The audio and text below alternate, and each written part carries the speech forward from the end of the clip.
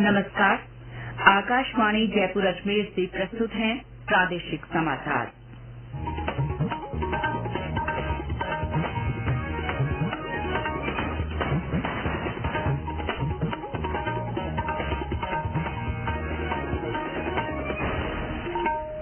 मुख्य समाचार। प्रधानमंत्री नरेंद्र मोदी ने गोवा में भारत ऊर्जा सप्ताह 2024 का उद्घाटन किया। उन्होंने ऊर्जा क्षेत्र में निवेश पर जोर दिया। राज्यपाल कलराज मिश्र ने जस्टिस मनिंद्र मोहन श्रीवास्तव को राजस्थान उच्च न्यायालय के मुख्य न्यायाधीश पद की शपथ दिलाई। मुख्यमंत्री भजनलाल शर्मा ने भरतपुर में मुख्यमंत्री संभाग स्तरीय जन सुनवाई केंद्र का लोकार्पण किया। और प्रदेश के विभिन्न जिलों में आज से विकसित भारत संकल्प यात्रा का दूसरा चरण शुरू हुआ।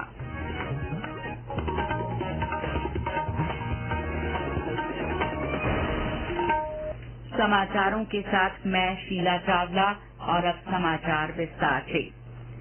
प्रधानमंत्री नरेंद्र मोदी ने आज गोवा में भारत ऊर्जा सप्ताह 2024 का उद्घाटन किया। इस अवसर पर प्रधानमंत्री ने ऊर्जा क्षेत्र में निवेश पर जोर दिया।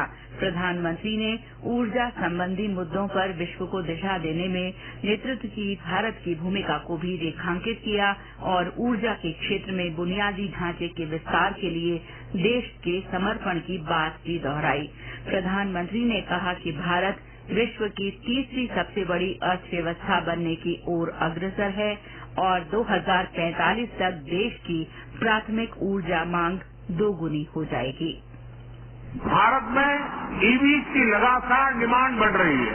ऐसे अनुमान भी है कि भारत की प्राइमरी एनर्जी डिमांड 2045 तक दोगुनी हो जाए। यानी आज अगर हमें रोज 19 मिलियन बैरल के आसपास तेल की जरूरत होती है तो वो 2045 तक 38 मिलियन बैरल तक पहुंच जाएगी। साथियों, भविष्य की इन जरूरतों को देखते हुए, इस बात को समझते हुए भारत अभी से तैयारी कर रहा है। केंद्रीय स्वास्थ्य और परिवार कल्याण मंत्री डॉक्टर मनसुख मांडविया ने कहा है कि देश भर में सस्ती और आसान तरीके से स्वास्थ्य सेवाएं उपलब्ध कराने के लिए सरकार समग्र दृष्टिकोण से काम कर रही है।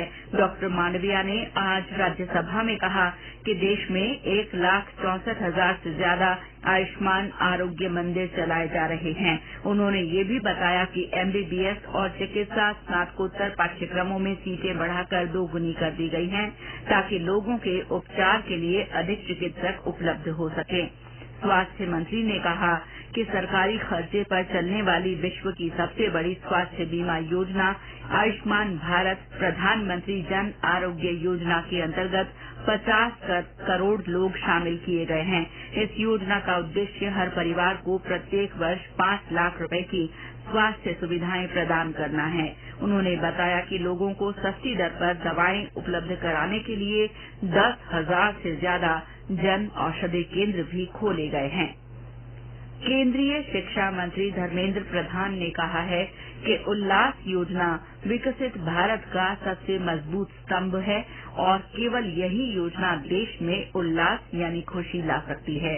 नई दिल्ली में आज उल्लास मेले के उद्घाटन सत्र को संबोधित करते हुए श्री प्रधान ने कहा कि सरकार का उद्देश्य अगली जनगणना तक देश में 100% साक्षरता दर हासिल करना है।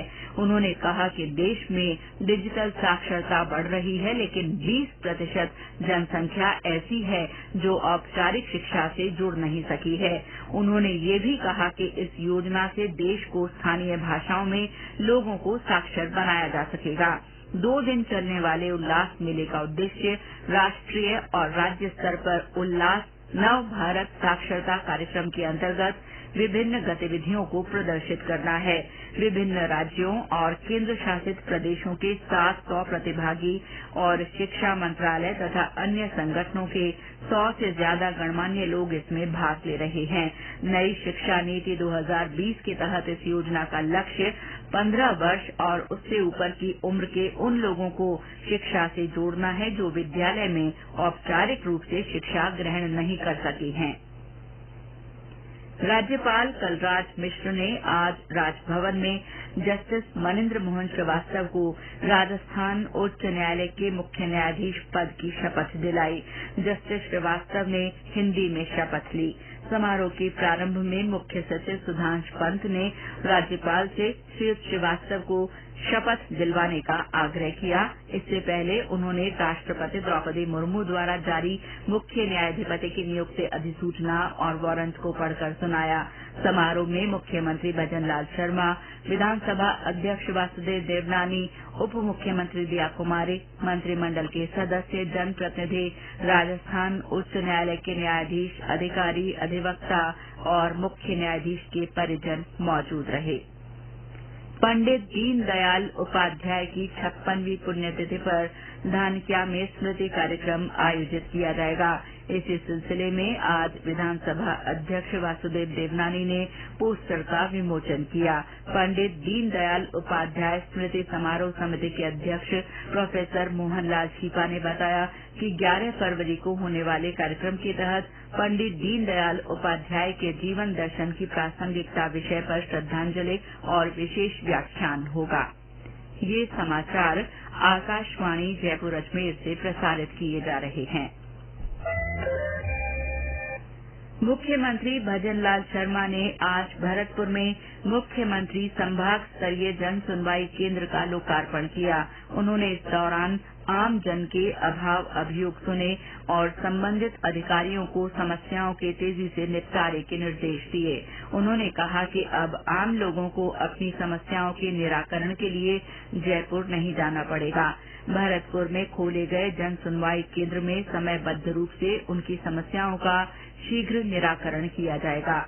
विभिन्न क्षेत्रों में आवासीय पट्टों से संबंधित प्रकरणों में मुख्यमंत्री ने अधिकारियों को निर्देश दिए कि कोई भी पात्र व्यक्ति आवासीय पट्टों से वंचित नहीं रहना चाहिए। उन्होंने जिला कलेक्टर को पिछले 1 साल में नगर विकास न्यास द्वारा जारी किए गए आवासीय पट्टों की जांच के निर्देश दिए।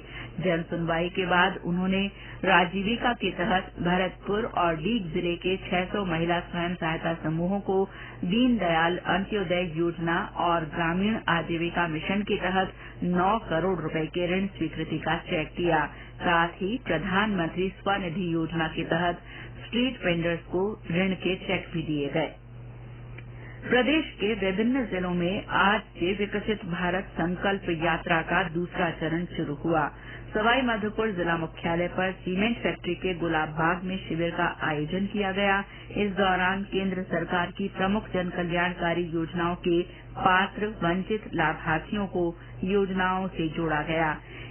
उपस्थित जनसमूह को विकसित भारत संकल्प दिलवाया गया।